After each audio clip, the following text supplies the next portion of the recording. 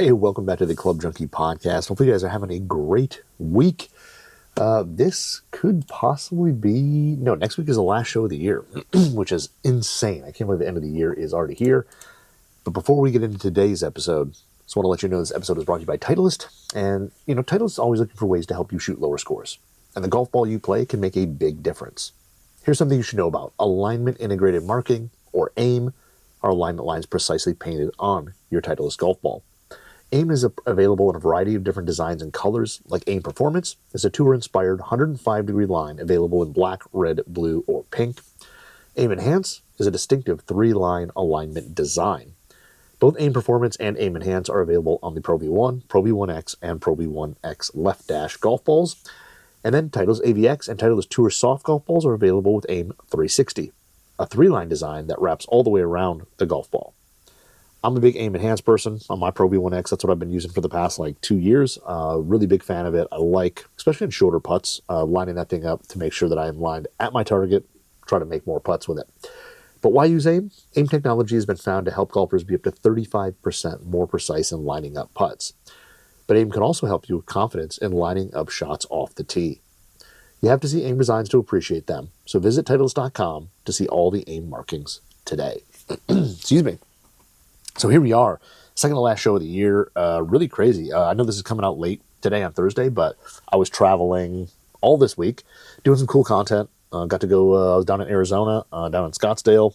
Got to go see some folks over at Ping, which was a whole lot of fun. That was the first time I'd ever been to Ping's headquarters, and it was kind of like the last big OEM that I haven't been to in terms of visiting. So it's really excited. It was a whole lot of fun. Got to go hit some balls in the range. It was beautiful out there. And just overall had a really good time. So got to go do that. Got to go in the putter vault, as everybody does when you go to Ping. You get to go in the big putter vault with all the gold putters. So they've got a putter that is gold plated for every single win that they've had out on tour, whether it's PGA, LPGA, all that. They've got putters in there. They're all gold plated. So if you win using a Ping putter, your name, the event, date, all that stuff goes onto a gold-plated putter, and they put it in that rack. And it is a cool, big room full of a lot of gold putters. And then they have a section that is for major winners. And it also includes U.S. amateurs and stuff like that. So now the thing is I thought that the ones for the majors were the solid golds. I guess the player gets a solid gold one. The solid golds are not in the actual vault. The ones in the vault are just gold-plated. But a whole lot of really cool putters. There's also some clubs that aren't even putters. Like they have Bubba's wedge that he hit out of the woods when he won the Masters. They have a version of that done in gold. They have Louis' 4-iron that he hit on 2. Was it on 2 for the Albatross at the Masters? So they've got some cool other stuff as well. And there's a couple non-gold putters in there, which is pretty awesome. They have a few that are platinum plated, which were pretty interesting. They kind of stood out too because they were silver. Which was pretty sweet. But I got a picture of it. If you follow me on Instagram at Club Junkie Pod, you can go see. There's a photo of me standing in there. It was really cool. It was really exciting. And then, of course, I got to hit some product that isn't out yet. So that is also really, really cool. And also, it's fun when you walk in there and you walk by, and they've got some true prototype stuff for I think they hinted it was going to be maybe 2027. They had some stuff out there. And don't look over there. There's stuff over there. Don't look over there. So I got to walk by and just I got maybe a glimpse of something that may be coming out in another year, which is pretty cool. So whole lot of fun. Then went over to Second Swing in Scottsdale and hung out there. Got to shoot some content. There'll be a really cool set of Modern Classics videos coming out that we really did. So good trip. Came back late last night and kind of got into it. Had a few calls and now into the podcast. So yes, this is coming out a little later than usual. But hey, at least it's here. But the cool thing is we're going to do an episode that a lot of people have been kind of hitting me up about. I think so. The 2 last episodes. This one's going to be my final top 10 zero torque putters of the year. That's what this episode is going to do. We're going to go through kind of my new rankings of what's out there. There's been definitely some new additions out there that have done actually fairly well. But we're going to have new additions, and then my last episode is probably going to be kind of the final what's in the bag. I know some people were asking about that, also asking about kind of why I pick certain clubs and things like that. So I think next episode, which will be the final of the year, we will just do my absolute final what's in the bag. And then come beginning of January, we'll get back into doing full reviews because there's going to be a ton of stuff coming. Now the first, I think my show is scheduled. The next episode after the final one will be January 1. So I don't know how many people will be listening to that one, but we'll jump right back in shortly after that because then the launch season hits hard. And we have already a bunch of stuff. I just busted open a couple more boxes last night. So they're sitting over here with a bunch of new stuff as well. Some new, I got new shafts, clubs, whatever. There's a bunch of stuff sitting here behind the camera that you can't see that I'm excited to start messing with more. So it's going to be fun. But without further ado, we're going to jump back into my top 10 zero torque putters. And this is always a huge thing. A lot of people are interested in zero torque. It's the hottest segment in golf equipment at the moment. I think it is just blown by mini drivers, just waved as it blew by.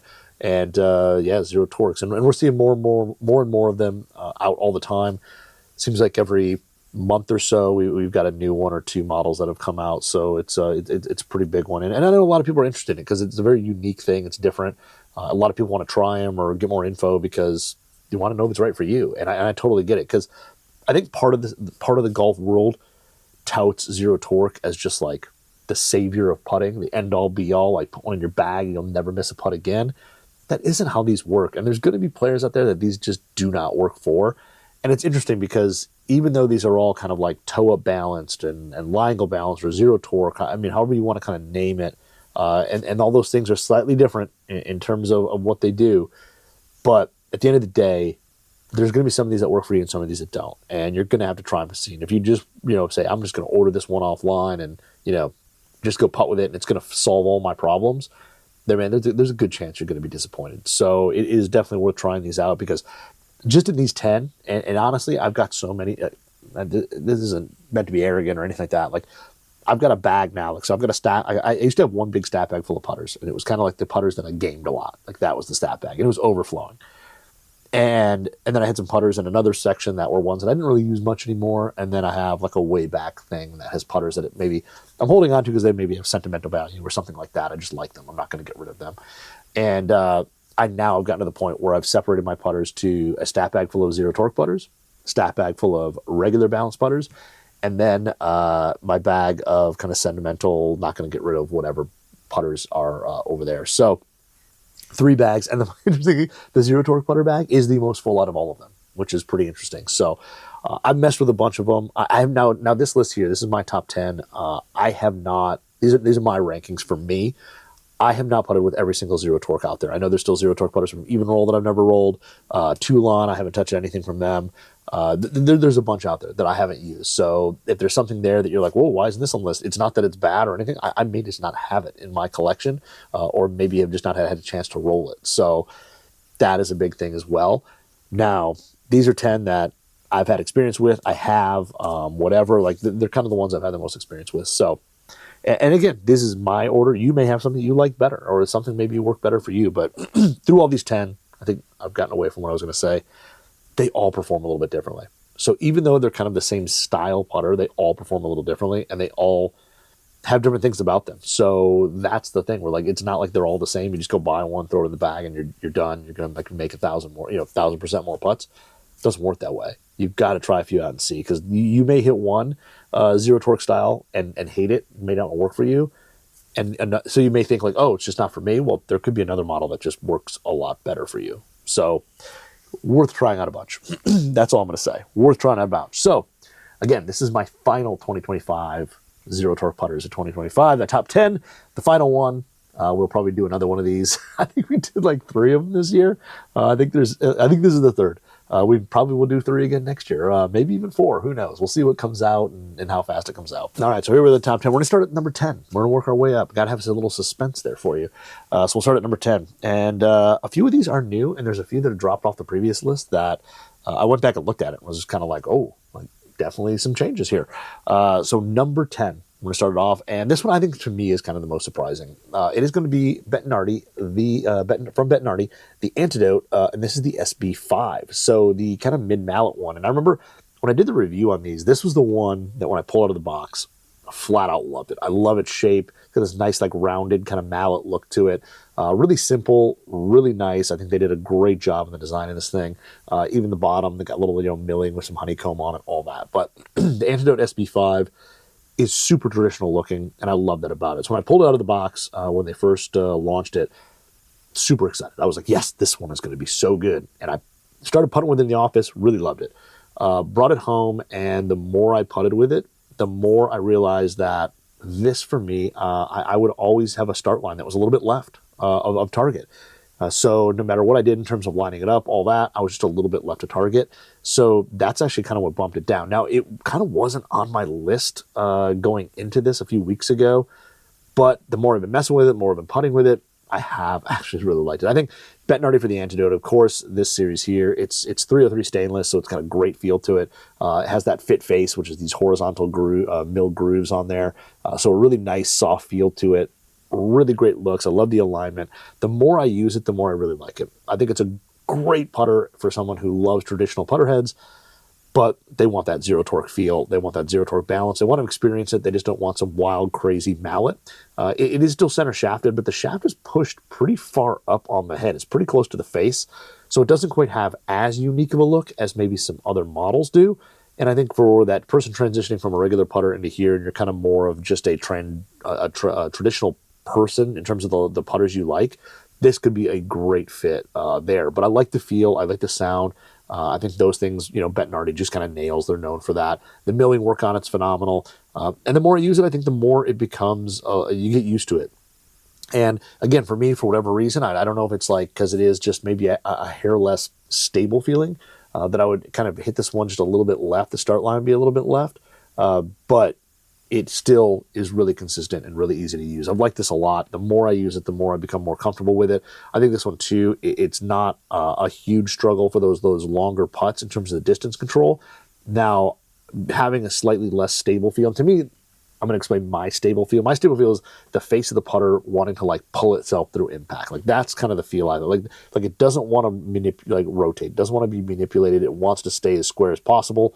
And it feels really good with that like straight back, straight through stroke. That's kind of my feel of like stable.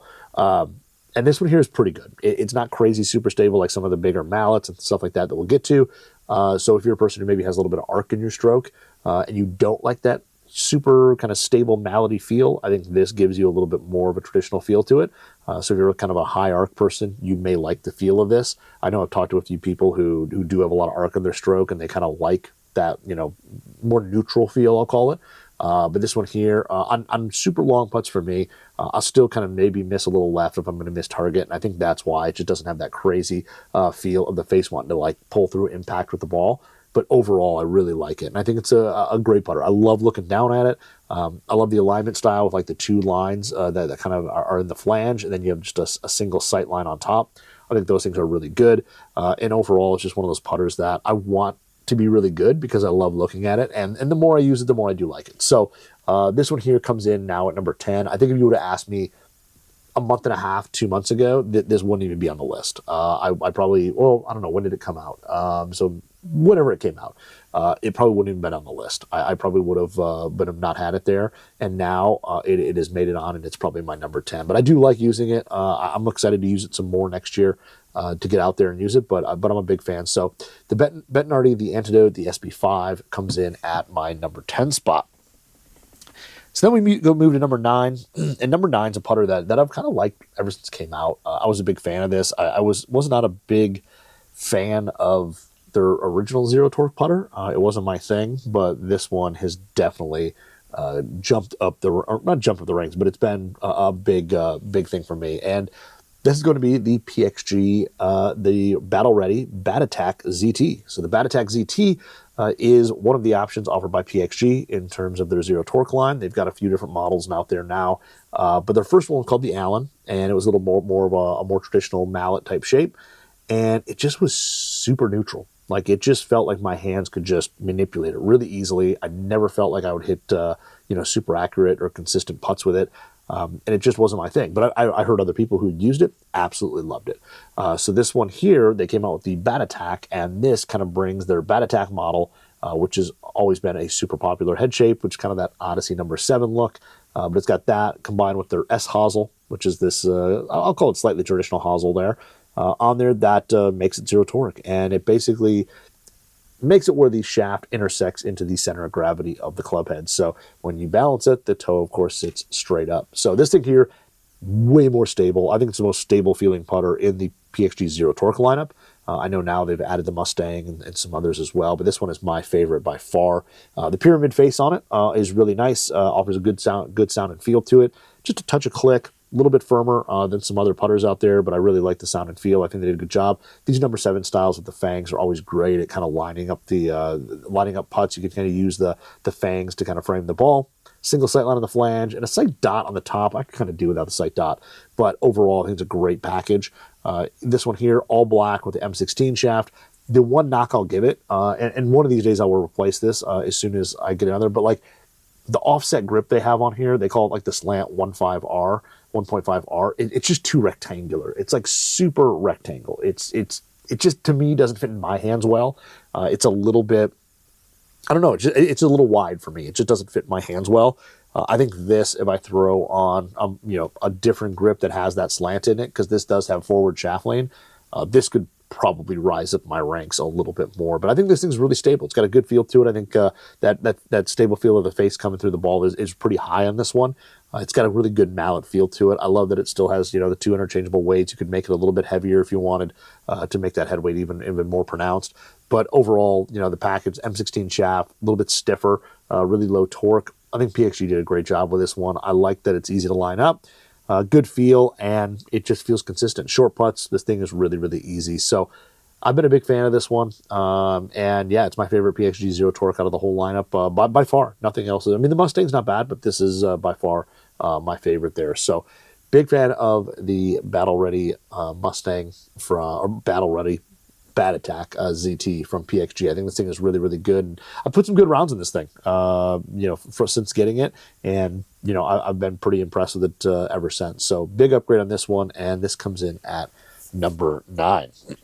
So moving to number 8. And number 8 is going to be another Bettinardi. And interesting enough, it's the same. It's new, just like the SB5 came out. It's bigger brother, I guess you want to call it. The Bettinardi, the Antidote SB3. So this is the SB3, which is kind of the mallet version. Kind of has a kind of Innove look to it, or Innovi line that they have the kind of their mallet, but multi-piece. So it's got a 303 stainless face, which is the same as the SB5s in terms of the look and everything. Fit face grooves for a soft feel, fully milled, and then it's got a 303 stainless back section that has these fangs on it.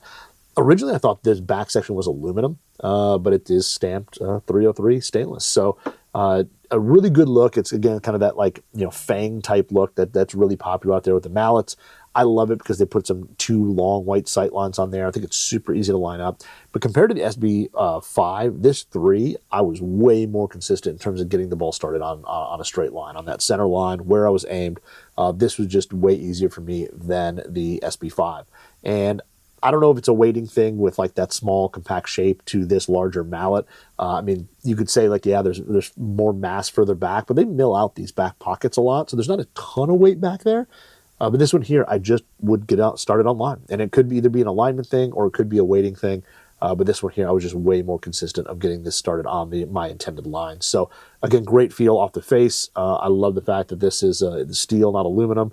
Compared to I think it was the SB2, the big blocky one. I was a big fan of that for a while, and then, I just unfortunately didn't have the success on course with that.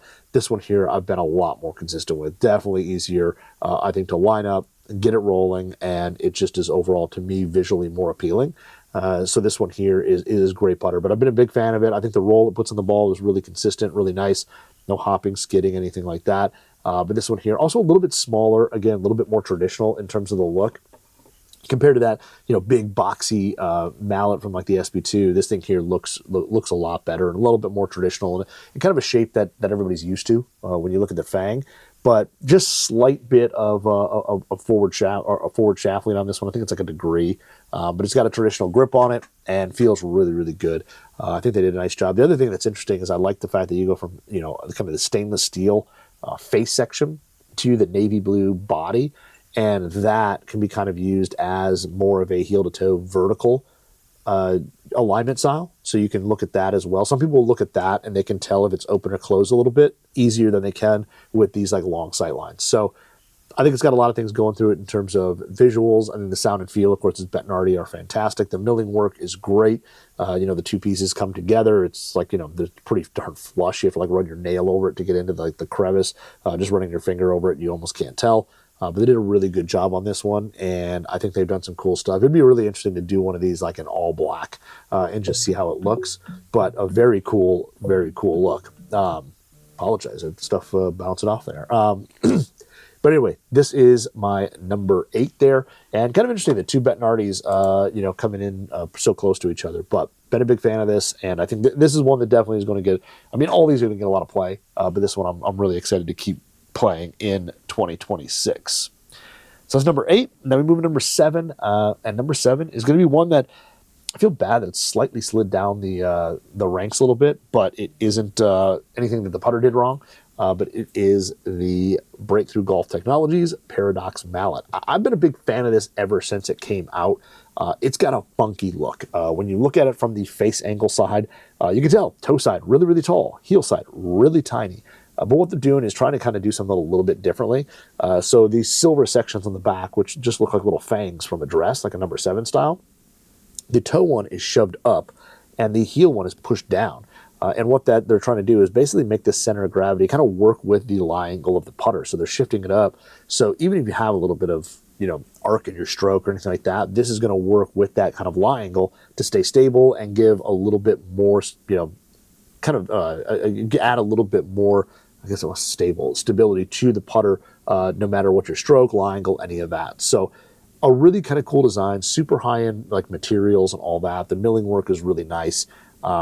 Now, some people will say, it's funky. And it is funky looking. When you look at it from the back, the side, you can kind of see from the sole. It's got this like section kind of milled out in the toe. But when you look at it from a dress, it's just kind of a blocky kind of 7 style, a blocky fang-like putter. And from a dress, it looks good. I do have to say, like, it was the one thing I like it a lot. From a dress, it looks really good. It looks pretty traditional. The top line, the front face section is a little bit thick, but it's there. It's got 2 little sight dots on it. I think this one, the big thing is that you're using probably the fangs to use a little bit of that alignment as well, the inner lines of the fangs to kind of use as a lot of alignment to it. But I think sound and feel on this is good. It's a little more crisp. The milling on there is the kind of like the Paradox logo of theirs, but it's pretty darn shallow. So you're going to get a little bit more crisp feel, a little bit slightly louder sound out of it. You get a little bit more click. I don't think it's anything offensive, and I know there's people out there who like a little bit of kind of click or that sound in their putter. This is definitely going to give it to you, but I think it's ultra stable, super easy to use. The first time I took it out, I made everything with this putter. It was just one of those days that it just clicked. It hasn't stayed that hot, but I've still made a lot of putts with this thing, and it's just one of those I feel really comfortable over the ball with it. And it's just been, it's just been a solid option. This one here has like the stability shaft in it. It's labeled Paradox Tour, but it's a stability tour shaft on it and their own kind of no taper grip, which feels pretty good. It's kind of a rounded, kind of feels like a Super Stroke Tour. I would say it's smaller than a 2.0. I would say it's like a 1.5 from Super Stroke. I think it's a little bit bigger than a 1 or right around that, but 0 taper on there. Good feel, got a little diamond pattern etched into it. But the head on this one just feels really good. It's got that high feeling of the face kind of pulling through impact. And it just feels like you're not going to be able to pull it offline. You're not going to manipulate the face too easily to get that ball started, going offline. But this one I've been a big fan of. The mallet version to me, I never liked the look of too much. I think the way that looked, I always kind of felt like I needed to, not add loft, but I always felt like I was kind of like manipulating the at impact, like getting a little handsy with it. It was weird. This one here I felt like just plays like a true mallet. So the whole combination of it, while it is not a cheap putter whatsoever, the milling on it, the finish work, all that stuff is really, really good. They did a great job. And I think, having something to that tech built around, the CG, that the weighting being shifted to play with the lie angle, I think is a pretty unique concept. And I think it does give it a little different feel. So definitely a really good putter and like everything about it. I was kind of, when this first came out, I was kind of in the, on the fence. Like, how's it going to perform? Because it looks weird. And then once I got out of the course, it was just like, oh, this thing looks pretty much standard from a dress, And then once I putted with it, it was just like, man, I made a lot of putts and continue to putt really well with that throughout the year. So this is one that I used a lot this year. I'm going to continue to use it. And I've been a big, big fan of it so far. And yes, it's not traditional, probably the least traditional. Well, I don't know. It's probably the least traditional out of all these in terms of the look. From everywhere but address, I think it's really, really solid. So I've been a big fan of this one. Really like what it does, and I think it's definitely an option that's going to get more and more play throughout the year, even though I've already had it a while. So that was number 7.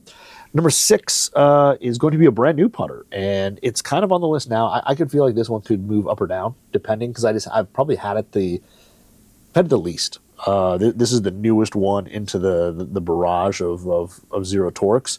But I've been a big fan ever since I got it. I was like, dude, this thing feels awesome. But this is the brand new Seymour SKX. So the Seymour SKX, and there's also an SBX. Both these are brand new, and they are both zero torque. And I think a lot of people looked at hey, they've been kind of doing a zero torque putter for a while with some of their their old blades, and this is more of a mallet version. I'm a big fan of the SKX. I like the shape of it. It's got these kind of more tapered fangs. They kind of taper in, making the head look overall a little bit smaller. SBX is a little bit more boxy, a little bit more square. It's got fangs that kind of go straight out. And this one here, I feel a little bit more comfortable over the ball. And it was interesting because when I got both of them in at the same time. And the SBX I thought I like a lot because on the flange it had like a single sight line. I was like, oh, it's going to be easier to line up and all that. And honestly, this SKX has been kind of my favorite. They both feel the same. And I do have to say, feel on this thing is really, really good. They've got these like just slight horizontal lines milled into the face.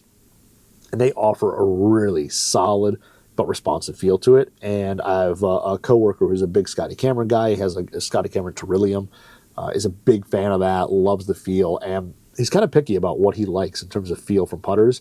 And he hit this and was immediately just shocked as well. And he's like, these things feel and sound really good. And I was like, they do. So Seymour kind of nailed that. So we've got aluminum body on the back, stainless steel face with that milling, really, really soft, but still responsive.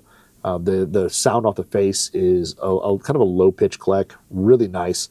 And then, of course, the RST, the rifle scope technology alignment on the heel. So you basically take the shaft and you line it up where it's hiding the little red dot. So all you see are 2 white lines on either side. You're lined up square, and it works really well. For me, a lot of Seymour putters that have this technology, they look shut to me when they're in the correct position. And this one doesn't. The ones with the plumber's neck and this one don't.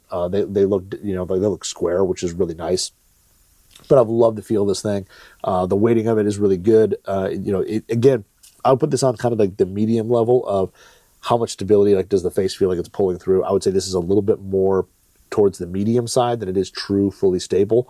To me, I think DF3 from Lab is probably the most stable, heavy feeling putter that I've rolled in the zero torque area. And then the least would probably be like the PXG Allen. So I think like that's kind of my scale. I think this falls in pretty mid, maybe just a hair more towards the Lab side, but it's pretty mid. But overall feels really good. I think it's an easy putter to square up, easy putter to line up. I like the fact that sometimes I just focus on the RST portion of it, that rifle scope, but it's kind of focus on that, and it kind of makes me not think more about my takeaway and what it kind of makes it simple, and you just pull it back and go. But even with just this one small alignment line on the very top of the putter, I still feel like I line it up really well. I get it started rolling on a good line. And overall, it's been really, really consistent. So the feel on this thing's been fantastic. I love the fact they've got kind of like the black lower section of the shaft that works with the RST, and then the rest is like a step chrome. And then it's got this like Garson Quad Tour grip on it, which is really tacky and nice. It's a grip that when I first saw it, I was like, I don't know when I saw it. And now like I've used it on this Seymour and a couple others. And I have like 1 or 2 extras in my grip drawer, and it actually is a really good grip. It fits in the pads of the hands well, or the pads of the fingers well, and just overall, it's nice, tacky. It works in hot weather. It's just a really nice grip. But yeah, the SKX, been a big fan of, and it is the newest one, so it's gotten the least amount of time out there. So I could see this again going up or down as I get more time with it. But right now, I'm a big fan. I think the milling work from Seymour, all that is fantastic. Again, kind of two-tone with the black body, silver front. I think gives it again another more vertical alignment system there that you can look at. And just a really well-made putter that I really like. So I've been a big fan of this one. This one I'm more excited to play with more because it is just so new, and I just haven't gotten as many rounds with it compared to some of the other putters. So that is number 6. And number 5, we moved to a putter that for a long time for me was number 1. And she slid down a little bit over the years, still a great putter. And that is, of course, my Lab Mez 1 Max. This is kind of the tried and true, the first zero torque putter that I've actually liked. I had the original Mez before this one, and it was really good, but I didn't fall in love with it. It didn't really make a whole lot of the bag. And then I got the Mez 1 Max, and this one is I think it's 35% bigger than the standard Mez. And this thing kind of fell into the bag pretty quickly. This thing here is just, it's really good. I love the angular side of it compared to say a DF3 or an Oz. The angles on this one, the kind of fangs. This one, I squared up to target really easy. It's easy to align. I never question it. I feel with Oz and DF3, I was always trying to make sure I was aligned to where I was aiming. And I always struggled with it. And it kind of took over a lot of my thought process through putting. And this one here is one that I just don't. I don't think about it. I just set it down. It's one quick look to line it up, and then I'm good. It just takes that away, and I'm a little bit more confident with it. I like the shaping of it. I think it's simple. It's still kind of funky. I mean, it's a Mez. It's kind of funky. It's got the shaft goes into it in a different spot. But overall, I really like the putter. It is aluminum, so the feel on it is definitely soft. Not quite as solid as some of the stainless steel models, but with the, again, horizontal lines grooved in, milled in there, it's got a nice feel to it. I love the cappuccino color on this one. This is kind of the OG cappuccino color. It's a little bit darker, not quite as coppery as some of the new ones. I really love kind of the brownish hues that come out of this, but really good. And this thing here, there's 3 simple alignment lines on the top. Nothing too crazy. But this has been kind of tried and true. It was my putter that when things weren't going great, I would switch over to it. It's really good. I just like it. It's got a good feel of stability, not as heavy as a DF3 or something like that, but it does feel pretty good there, getting through the ball. Overall, it's just kind of been my longest running zero torque putter. It's fallen down to 5 now, I have to say, but it still gets play. I still take it places. I still put it in play a lot, and I still really like it. So, I would say the only thing that has kind of pushed this back a little bit is some of these new ones. They do either feel or sound a little bit better, or there might be 1 or 2 that feel a little bit more stable. But my Mez 1 Max has been a big fan. Acra shaft in there, the white Acra graphite, and then I did end up putting one of the Lab Press Pistol 2.0s on here. It originally had kind of the more oval press grip on her, but I really like the Lab press grip, so put that on there, and big fan. So this thing's still good. It still gets a lot of play. I still take it out a good amount of time, but just a great option there at number 5, my Lab Mez 1 Max. Now, the next one here is going to go into number 4. So we're into the top 4. And this one here is one, again, that I've been a big fan of ever since I got this. I got this putter kind of a whim, talking to the guy who made it. And I didn't really have high expectations for it because I was just kind of okay, I'm going to try it out. And quickly became a putter that I've really been a big fan of. So this has been a top 2 or 3 for a long time. But this is my Dan Carrier ZT prototype. So Dan Carrier is a great putter maker, but he's also really well known as a golf instructor, big time, well known, coaches a lot of high end players, I think some players on tour, all that. Just a really great person. Reached out to me about, he had a zero torque head. He had some prototypes, and he was like, hey, I'd love for you to just try it, see what you think, let me know. And I was like, I'd be more than happy to try it out. It looked really cool. And I do have to say, it is probably, I would argue, probably my favorite looking ZT that I own. Bet Marty number 5 is probably pretty close, but this is just a cool putter. So this thing here, fully milled out of steel. So nothing, no aluminum, no multi-piece, single piece head. You can tell on the bottom, mills out a big cavity. I added a little bit of lead tape in there for myself. But this proto has a slightly different section where the shaft goes into it. I believe he modified that a little bit on the production models to accommodate right and left-hand golfers, which is pretty sweet.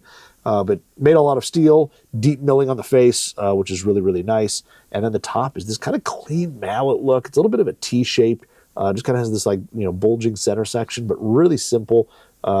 Yeah, I mean, it's small. When you set it down to other zero torque putters, it's traditional size. It's small. It's not super big. It's huge.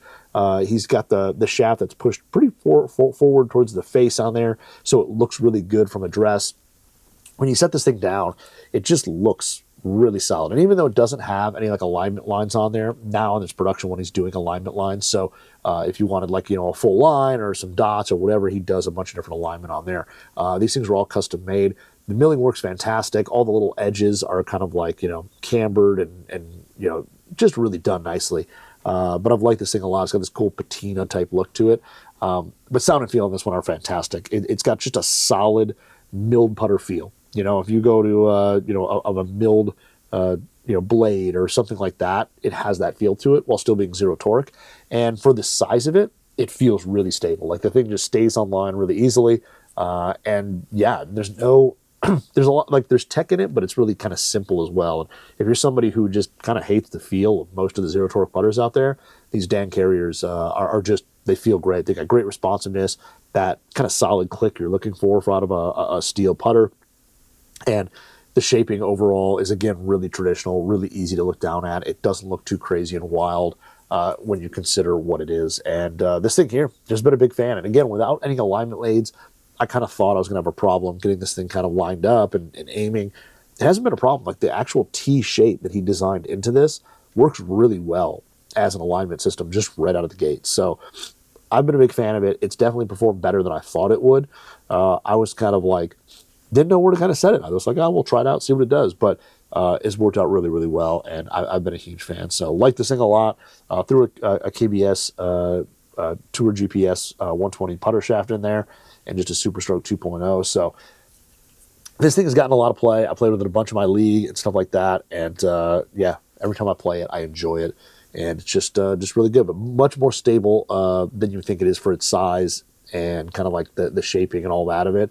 It works better than you think it will, and I've had nothing but great things to say about this putter. So the Dan Carrier ZT prototype comes in at number 4. All right, so now we're busting into the top 3, and the funny thing is, out of 3, I only have 2 of the putters here. But number 3, this is a putter that I guess I've been a big fan of all these, or the top 10. But the number 3 is going to be the Odyssey Square to Square Tri-Hot Jailbird.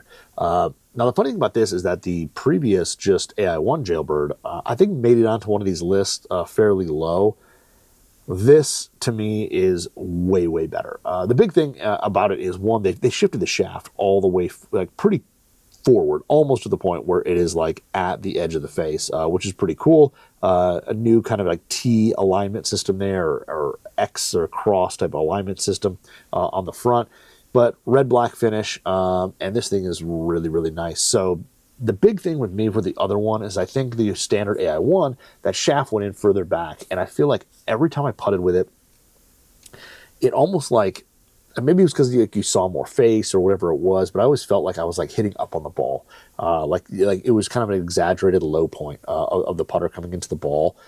And I just never really got super, super comfortable with it. I love the stability of it. And I love the visuals of it. I just never, that was the one thing that always for me, it kind of got me on it. So this one here, I love the visuals as well. The black and red I think is really, really cool. It's kind of this metallic red color. I know this thing is not cheap. I know this thing isn't really expensive, but I mean, it's like they have an insane amount of tungsten up in the front.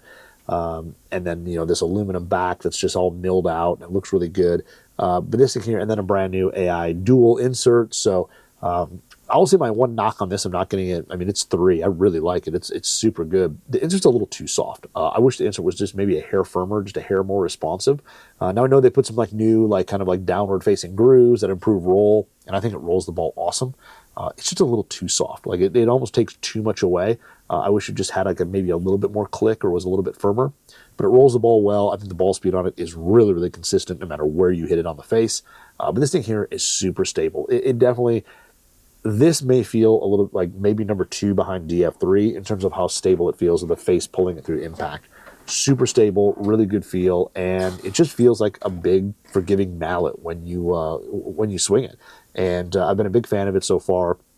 It lines up really easy. I think the Versa alignment on it between the white and or the red and black alternating makes it really easy to line up towards the target. I don't focus so much on like kind of like the cross alignment on the top, but visually I think it looks great. I love the look of it. I love that they press the shaft forward. You could just see more kind of the Jailbird side of it, which I think with a lot of center shafted or the AI1 version, with the shaft going in kind of dead center, you kind of, some of the putter gets hidden to me. And this one here, you can kind of see the whole putter, and I really, really like that. So I think they did a really nice job with the upgrades on this. Still has 2 movable weights. You can adjust head weight, even though I believe the head weight on this is fairly heavy.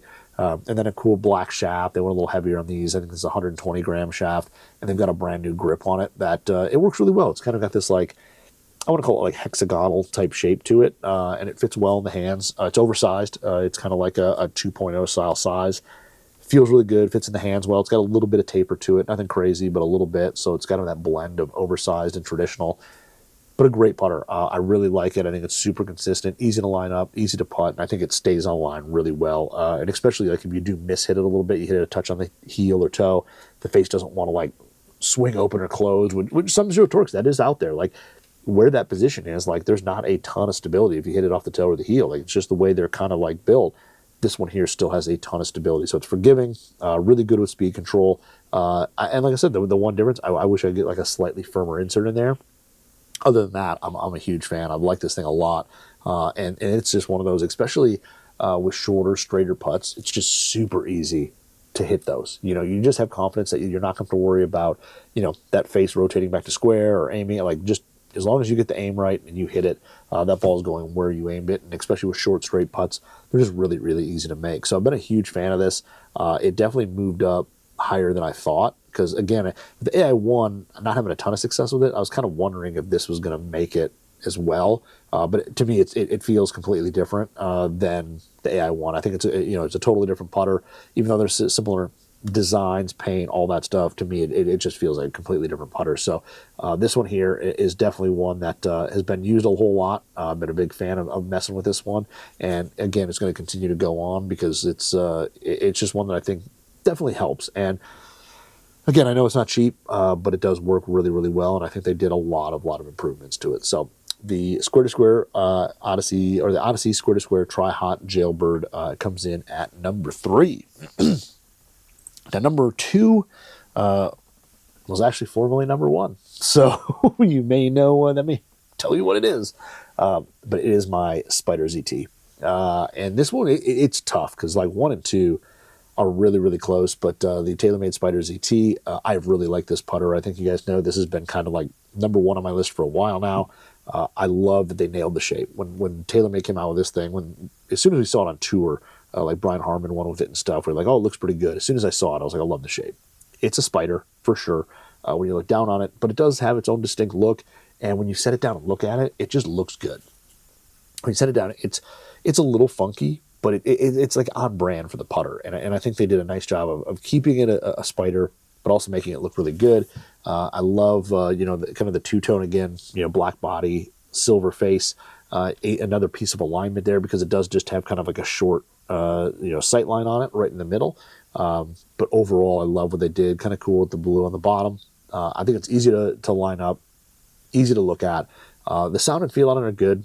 It's a little bit firmer. It's got a pure roll Surlyn insert on it, but it does feel a little bit firmer than some other pure rolls, like out of the regular Spiders and stuff like that I've hit. This has a little bit firmer feel to it. I think it's got, click-wise, it's about the same, but just a little firmer coming off the face. The pure roll, of course, still puts really good roll on the ball. No hopping, no skidding whatsoever.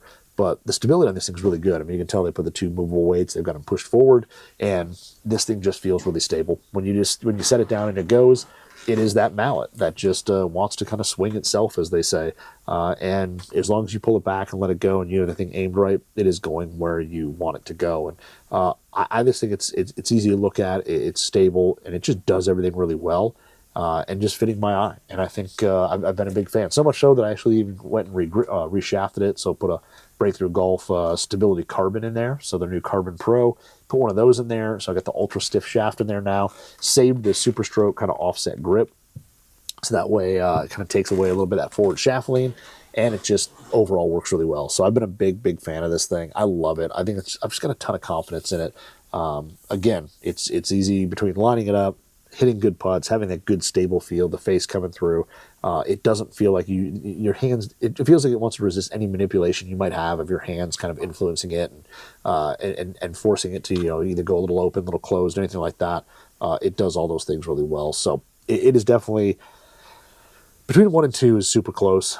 This thing got slightly pushed down, but I think it's a really great putter. I love this thing a lot. It is, of course, going to be in the bag for many What's in the Bags all through next year. I know that they came out kind of an all-black version as well. There's just different models for different people, but this thing here is really, really good. And, there's a reason why you kind of see it. It's already won on tour, all that. They do such a nice job. So I've really been a big fan of this at number 2, and it is kind of one of my favorites. So that leaves number 1 to be the one that I don't have. And the reason being is that someone at the office wanted to try it, wanted to roll it, and I was nice enough to bring it in for them. And it is the Scotty Cameron Phantom 11 ROC. And I know a lot of people will look at that and say like, oh, well, yeah, you got a free Scotty Cameron. Why wouldn't it be number 1? And I totally get that because I did not pay for it. So I'll admit that. I'm not going to try to hide that. But I will say that I just really like that putter. When it comes to taking it out on course, it is just a putter I putt really well with. And it is a putter that I like the way it's set up. When you look at the top line, and it's got kind of that two-tone, look between silver and black, that kind of middle section that runs through it, I think it's actually worked really well as alignment for me. I was kind of tending myself focusing on that in terms of lining up the putt and getting the putter square to the target. That worked really well. I think in terms of stability, it's very close to Spider ZT. I think it's really close there. I got a good feeling of that face wanted to pull through. Compared to say like the Fastback OC. The Fastback OC to me is a little bit more neutral. I think the Phantom 11R is really, really stable. It feels really good. It takes that stability of the 11 and just moves it into zero torque. Now, some people say like, yeah, the shaft comes in the dead center. It's not as pushed forward as say the OC.